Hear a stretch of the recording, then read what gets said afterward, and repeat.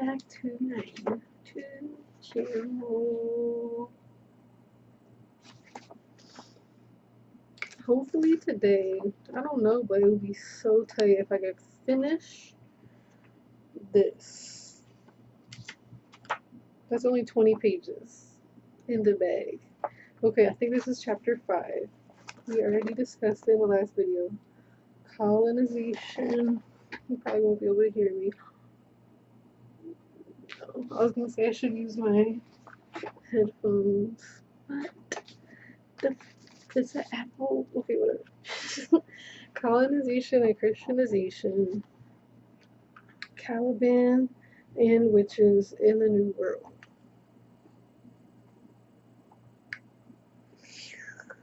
The quotes. Here's the quotes.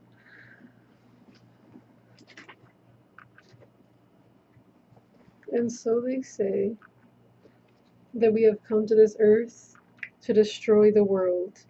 They say that the winds ruin the houses and cut the trees, and the fire burns them. But that we devour everything, we consume the earth, we redirect the rivers, we are never quiet, never at rest, but always run here and there, seeking gold and silver, never satisfied, and then we gamble with it, make war, kill each other, rob, swear, never say the truth, and have deprived them of their means of livelihood. And finally they curse the sea, which has put on the earth such evil and harsh children.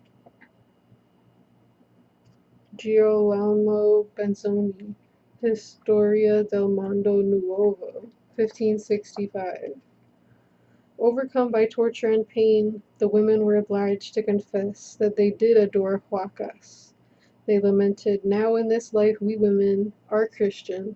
Perhaps then the priest is to blame, if we women adore the mountains, if we flee to the hills and Puna, since there is no justice for us here." Felipe Guaman Poma de Ayala, Nueva Crónica y Buen Gobierno, 1615. The history of the body and the witch hunt that I have presented is based on an assumption that is summed up by the reference to Caliban and the witch. The characters of the Tempest, symbolizing the American Indians' resistance to colonization. The assumption is the continuity between the subjugation of the population of the New World and that of the people in Europe, women in particular, in the transition to capitalism. In both cases, we have the forcible removal of an entire communities from their land, large-scale impoverishment, the launching of Christianizing campaigns, destroying people's autonomy and communal relations. We also have a constant cross-fertilization whereby forms of repression that have been developed in the old world were transported to the new and then re-imported into Europe. The differences should not be underestimated. By the 18th century, due to the flow of gold, silver, and other resources coming from the Americas into Europe, an international division of labor had taken shape that divided the new global proletariat by means of different class relations and systems of discipline, marking the beginning of often conflicting histories within the working class. But the similarities in the treatments to which the populations of Europe and the Americas were subjected are sufficient to demonstrate the existence of one single logic governing the development of capitalism and the structural character of the atrocities perpetrated in this process. An outstanding example is the extension of the witch hunt to the American colonies. The persecution of women and men through the charge of witchcraft is a phenomenon that in the past was largely considered by historians to be limited to Europe. The only exception admitted to this rule were the Salem witch trials, which remain the focus of the scholarship on witch hunting in the New World. It is now recognized, however, that the charge of devil worshipping played a key function also in the colonization of the American Aboriginal population. On this subject, two texts in particular must be mentioned that form the basis for my discussion in this chapter. The first is Irene Silverblatt's Moon, Sun, and Witches, 1987. That sounds good. A study of witch hunting and the redefinition of gender relations in Inca society in colonial Peru, which to my knowledge is the first in English to reconstruct the history of the Andean women persecuted as witches. The other is Luciano Perinetto's Strega e Portera, 1998, a series of essays that document the impact of witch hunting in America on the witch trials in Europe, marred, however, by the author's insistence that the persecution of the witches was gender neutral. Both these works demonstrate that also in the New World, witch hunting was a deliberate strategy used by the authorities to instill terror, destroy collective resistance, silence entire communities, and turn their members against each other. It was also a strategy of enclosure, which, depending on the context, could be enclosure of land, bodies, or social relations. Above all, as in Europe, witch hunting was a means of dehumanization, and as such, the paradigmatic form of repression, serving to justify enslavement and genocide. Witch hunting did not destroy the resistance of the colonized, due primarily to the struggle of women, the connection of the American Indians with the land, the local religions, and nature survived beyond persecution.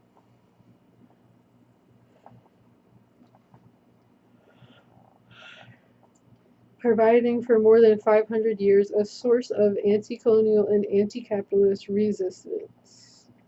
This is extremely important for us at a time when a renewed assault is being made on the resources and mode of existence of indigenous populations across the planet. For we need to rethink how the conquistadors strove to subdue those whom they colonized and what enabled the latter to subvert this plan, and again, the destruction of their social and physical universe, create a new historical reality. When Columbus sailed to the Indies, the witch hunt in Europe was not yet a mass phenomenon. Nevertheless, the use of devil worship as a weapon to strike at political enemies and vilify entire populations like Muslims and Jews, was already common among the elite. More than that, as Seymour Phillips writes, a persecuting society had developed within medieval Europe, fed by militarism and Christian intolerance, that looked at the other as mainly an object of aggression. Thus it is not surprising if cannibal, infidel, barbarian, monstrous races, and devil worshipper were the ethnographic models with which the Europeans entered the new age of expansion, providing the filter through which missionaries and conquistadors interpreted the cultures, religions, and sexual customs of the people they encountered. Other cultural marks contributed to the invention of the Indians. Most stigmatizing, and perhaps projecting the Spaniards' labor needs, were nakedness and sodomy, that qualified the Amerindians as beings living in an animal state, thus capable of being turned into beasts of burden, though some reports also stressed as a sign of their bestiality, their propensity to share and give everything they have in return for things of little value. Defining the Aboriginal American populations as cannibals, devil worshippers, and sodomites supported the fiction that the conquest was not an unabashed quest for gold and silver, but was a converting mission, a claim that in 1508 helped the Spanish crown gain for it the blessing of the Pope and complete authority over the Church in the Americas. And they've been at it ever since. It also removed in the eyes of the world, and possibly of the colonizers themselves, any sanction against the atrocities which they would commit against the Indians, thus functioning as a license to kill, regardless of what the intended victims might do. And indeed, the whip, gibbet, and stock, imprisonment, torture, rape, and occasional killing became standard weapons for enforcing labor discipline in the New World. In a first phase, however, the image of the colonized as devil worshippers could coexist with a more positive, even idyllic one, picturing the Indians as innocent and generous beings living a life free of toil and tyranny, recalling the mythical golden age or an earthly paradise. This characterization may have been a literary stereotype or, as Roberto Retamar, among others, has suggested, the rhetorical counterpart of the image of the savage, expressing the Europeans' inability to see the people they met as real human beings. But this optimistic view also corresponded to a period in the conquest, from 1520 to 1540s, in which the Spaniards still believed that the aboriginal populations would be easily converted and subjugated. This was the time of mass baptisms, when much zeal was deployed in convincing the Indians to change their names and abandon their gods and sexual customs, especially polygamy and homosexuality. Bare-breasted women were forced to cover themselves. Men in loincloths had to put on trousers. But at this time, the struggle against the devil consisted mainly of bonfires of local idols, even though many political and religious leaders from central Mexico were put on trial and burned at the stake by the Franciscan father Juan de Zumárraga in the years between 1536, when the Inquisition was introduced in South America, and 1543. As the conquest proceeded, however, no space was left for any accommodations. Imposing one's power over other people is not possible without denigrating them, to the point where the possibility of identification is precluded. Thus, despite the earlier homilies about the gentle Tainos, an ideological machine was set in motion, complementing the military one, that portrayed the colonized as filthy and demonic beings, practicing all kinds of abominations, while the same crimes that previously had been attributed to lack of religious education, sodomy, cannibalism, incest, cross-dressing, were now treated as signs that the Indians were under the dominion of the devil and they could be justifiably deprived of their lands and their lives. In reference to this image shift, Fernando Cervantes writes in The Devil in the New World, before 1530, it would have been difficult to predict which one of these views would emerge as the dominant one. By the middle of the 16th century, however, a negative demonic view of Amerindian cultures had triumphed, and its influence was seen to descend like a thick fog on every statement, officially and unofficially, made on the subject. It could be surmised on the basis of the contemporary histories of the Indies, such as Digamores and Acostas, that this change of perspective was prompted by the Europeans' encounter with imperialistic states like the Aztec and Inca, whose repressive machinery included the practice of human sacrifices. In the Historia Natural y Moral de las Indias, published in Sevilla in 1590 by the Jesuit Joseph de Acosta, there are descriptions that give us a vivid sense of the repulsion generated among the Spaniards by the mass sacrifices carried out, particularly by the Aztecs, which involved thousands of youths, war captives, or purchased children and slaves. Yet when we read Bartolomé de las Casas' account of the destruction of the Indies, or any other account of the conquest, we wonder why should the Spaniards have been shocked by this practice when they themselves had no qualms committing unspeakable atrocities, for the sake of God and gold, and according to Cortez in 1521, they had slaughtered 100,000 people just to conquer Tenochtitlan.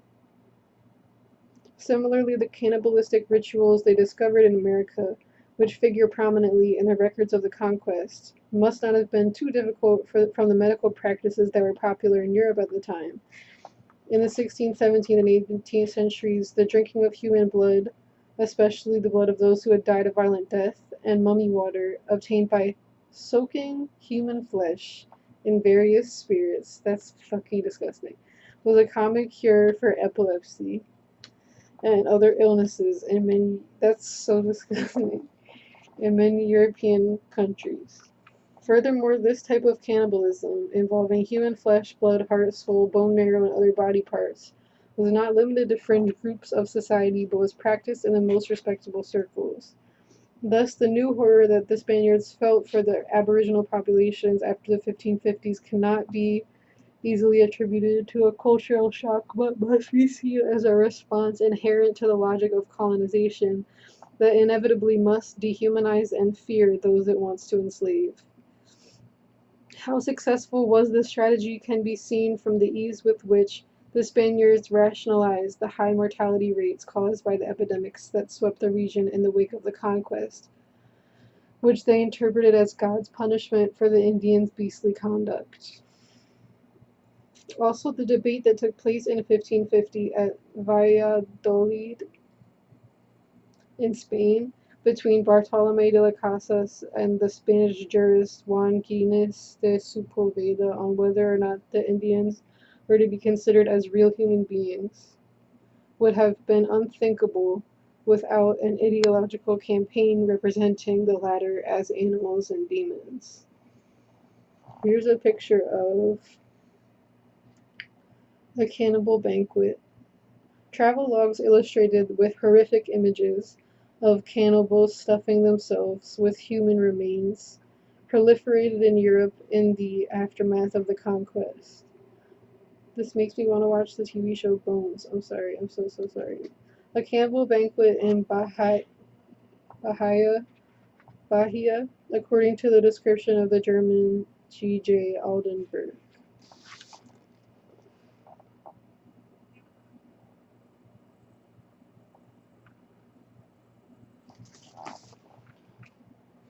The spread of illustrations portraying life in the New World that began to circulate in Europe after the 1550s completed this work of degradation, with their multitudes of naked bodies and cannibalistic banquets reminiscent of witches' sabbats featuring human heads and limbs as the main course.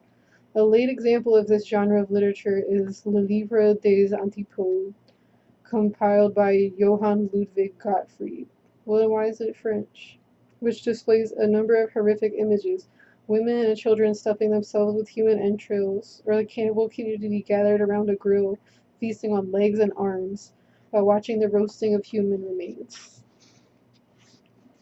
Prior contributions to the cultural production of the Amerindians as bestial beings are the illustrations in Les Singularités de la France Antarctique by the French Franciscan André Thevet, also centered on the themes of the human quartering, cooking, and banquet. Why would you write a book about this? And Hans Staden's Wahrhaftige Historia, in which the author describes his captivity among the cannibal Indios of Brazil. Cannibals in Bahia feasting on human remains, illustrations displaying the Amerindia community roasting and feeding on human remains, completed the degradation of the Aboriginal American populations begun by the work of missionaries.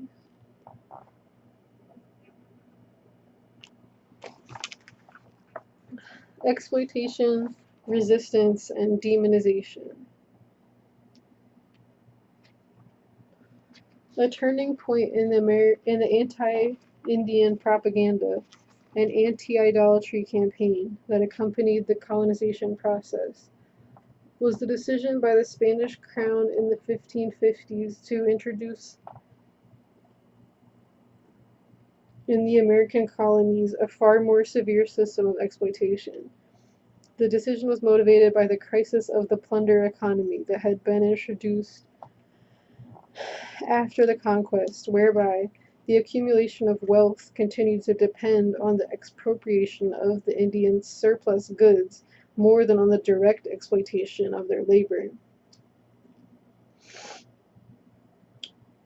Until the 1550s, despite the massacres and the exploitation associated with the system of encomienda, the Spaniards had not completely disrupted the subsistence economies which they had found in the areas they colonized. Instead, they had relied, for the wealth they accumulated, on the tribute systems put into place by the Aztecs and Incas, whereby designated chiefs, cacique in Mexico, curacas in Peru. That's definitely not how you pronounce that. Delivered them quotas of goods and labor supposedly compatible with the survival of the local economies. The tribute which the Spaniards exacted was much higher than that the Aztecs and Incas had ever demanded of those they conquered, but it was still not sufficient to satisfy their needs. By the 1550s, they were finding it difficult to obtain enough labor for both the obrajes, manufacturing workshops where goods were produced for the international market, and the exploitation of the newly discovered silver and mercury mines, like the legendary one at Potosi. The need to squeeze more work from the aboriginal populations largely derived from the situation at home, where the Spanish crown was literally floating on the American bullion, which bought food and goods no longer produced in Spain. In addition, the plundered wealth financed the crown's European territorial expansion. This was so dependent on the continuous arrival of masses of silver and gold from the New World that by the 1550s the crown was ready to undermine the power of the encomenderos in order to appropriate the bulk of the Indians' labor for the extraction of silver to be shipped to Spain. But resistance to colonization was mounting.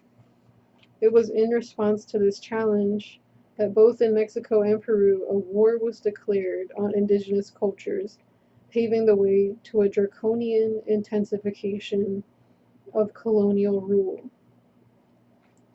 In Mexico, this turn occurred in 1562, when by the initiative of the provincial Diego de Landa, an anti-idolatry campaign was launched in the Yucatan Peninsula, in the course of which more than 4,500 people were rounded up and brutally tortured under the charge of practicing human sacrifices.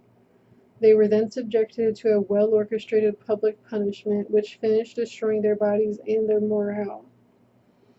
So cruel were the penalties inflicted, floggings so severe that they made the blood flow, years of enslavement in the mines, that many people died or remained unfit for work. Others fled their homes or committed suicide, so that work came to an end and the regional economy was disrupted. However, the persecution that Landa mounted was the foundation of a new colonial economy, since it signaled to the local population that the Spaniards were there to stay and that the rule of the old gods was over. In Peru as well, the first large-scale attack on diabolism occurred in the 1560s, coinciding with the rise of the Taki-Oncoy movement, a native millenarian movement that preached against collaboration with Europeans and for a pan-Andean alliance of the local gods, huacas, putting an end to colonization. Attributing the defeat suffered and the rising mortality to the abandonment of the local gods, the Taquiancos encouraged people to reject the Christian religion and the names, food, clothing received from the Spaniards. They also urged them to refuse the tribute payments and labor drafts the Spaniards imposed on them, and to stop wearing shirts, hats, sandals, or any other clothes from Spain.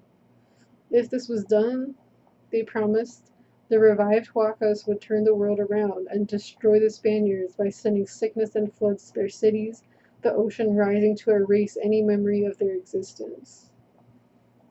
Hot. The threat posed by the Taquiancos was a serious one, since by calling for a pan-Andean unification of the Huacas, the movement marked the beginning of a new sense of identity capable of overcoming the divisions connected with the traditional organization of the Ayulas, or family unit. In Stern's words, it marked the first time that the people of the Andes began to think of themselves as one people, as Indians. And, in fact, the movement spread widely, reaching as far north as Lima, as far east as Cusco, and over the high Puna of the south to La Paz in contemporary Bolivia. The response came with the ecclesiastical council held in Lima in 1567, which established that the priests should extirpate the innumerable superstitions, ceremonies, and diabolical rites of the Indians. They were also to stamp out drunkenness, arrest witch doctors, and above all, discover and destroy shrines and talismans connected with the worship of the local gods, or huacas.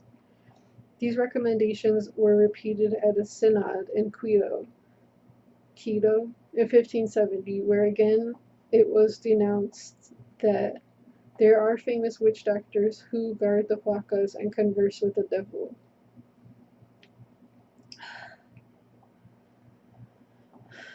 The huacas were mountains, springs, stones, and animals, embodying the spirits of the ancestor. As such, they were collectively cared for, fed, and worshipped, for everyone recognized them as the main link with the land and with the agricultural practices central to economic reproduction. Women talked to them, as they apparently still do in some regions of South America, to ensure a healthy crop. Destroying them or forbidding their worship was to attack the community, its historical roots, people's relation to the land, and their intensely spiritual relation to nature. This was understood by the Spaniards, who in the 1550s embarked in a systematic destruction of anything resembling an object of worship.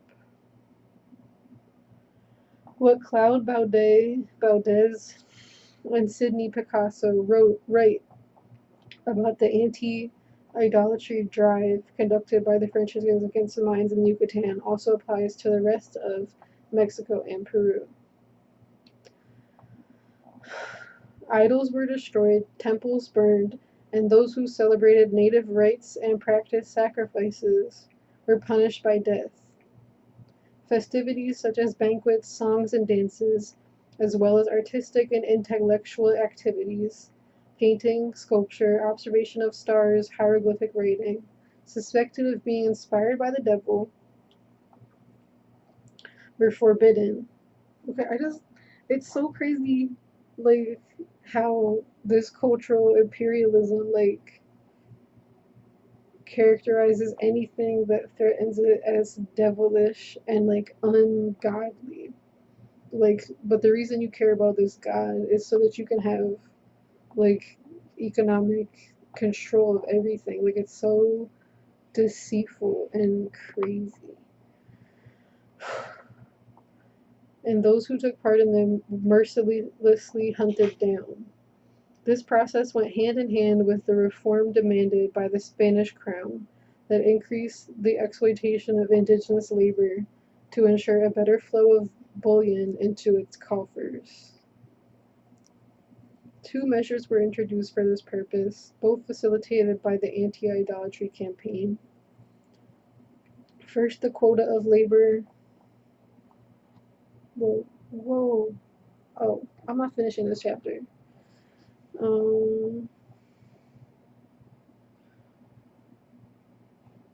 First, the quota of labor that the local chiefs had to provide for the mines and the obrajes was vastly increased, and the enforcement of the new rule was placed under the supervision of a local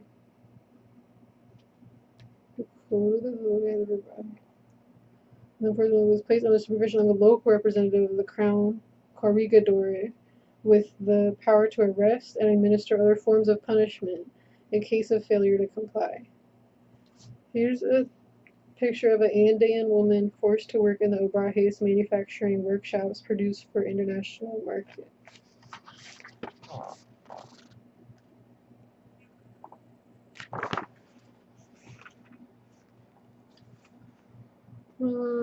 Further, a resettlement program, reducciones, was introduced, removing much of the rural population into designated villages so as to place it under a more direct control.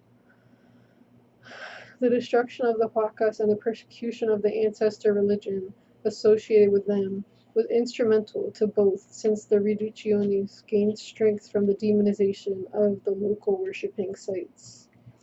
It was soon clear, however, that under the cover of Christianization, people continued to worship their gods in the same way as they continued to return to their milpas, or fields, after being removed from their homes. Thus, instead of diminishing, the attack on the local gods intensified with time, climaxing between 1619 and 1660, when the destruction of the idols was accompanied by true witch hunts, this time targeting women in particular.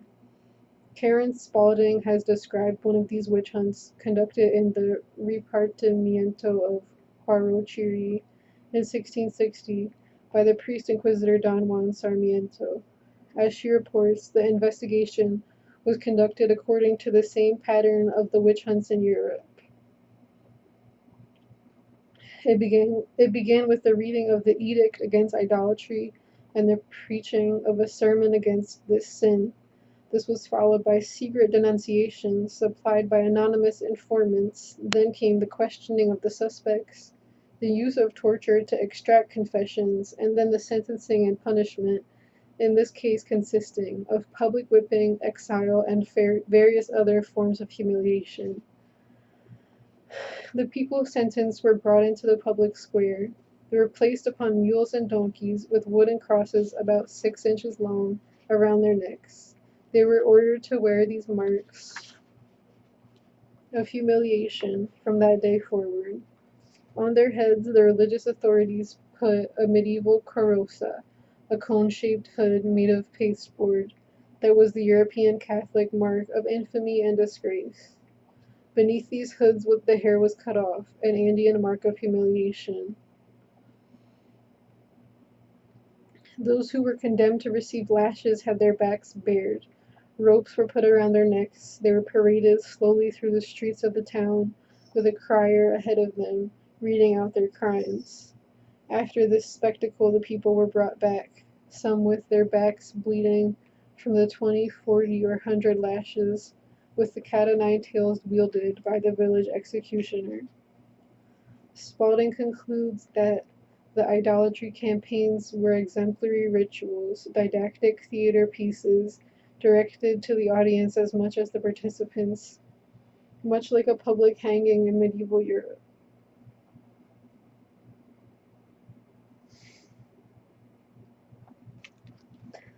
Their objective was to intimidate the population, to create a space of death where potential rebels would be so paralyzed with fear that they would accept anything rather than having to face the same ordeal of those publicly beaten and humiliated. In this, the Spaniards were in part successful. Faced with torture, anonymous denunciations, and public humiliations, many alliances and friendships broke down. People's faith in the effectiveness of their gods weakened, and worship turned into a secret individual practice rather than a collective one, as it had been in pre-conquest America.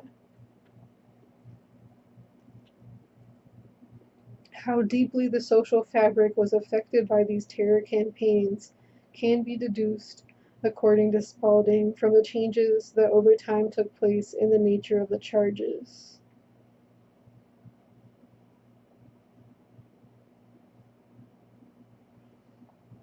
While in the 1550s people could openly acknowledge theirs and their community's attachment to the traditional religion, By the 1650s, the crimes of which they were accused revolved around witchcraft, a practice now presuming a secretive behavior, and they increasingly resembled the accusations made against witches in Europe.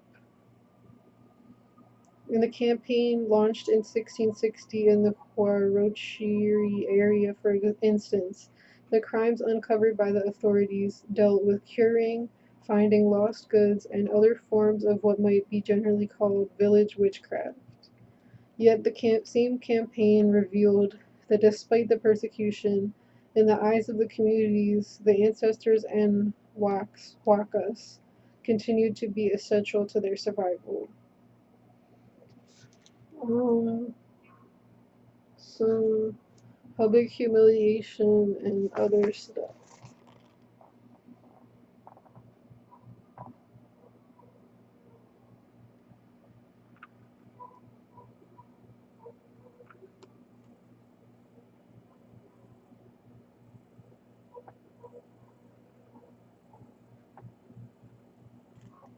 Alright, I'm gonna stop there. We still have like 10 pages left. Thank you for viewing my video. Please like, comment, and subscribe for more.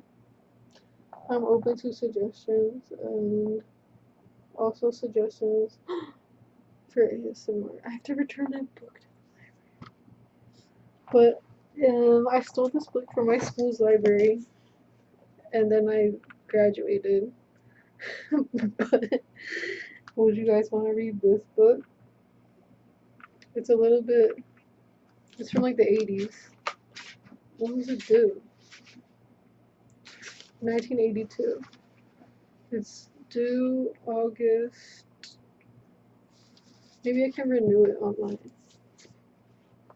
But yeah, thank you for viewing.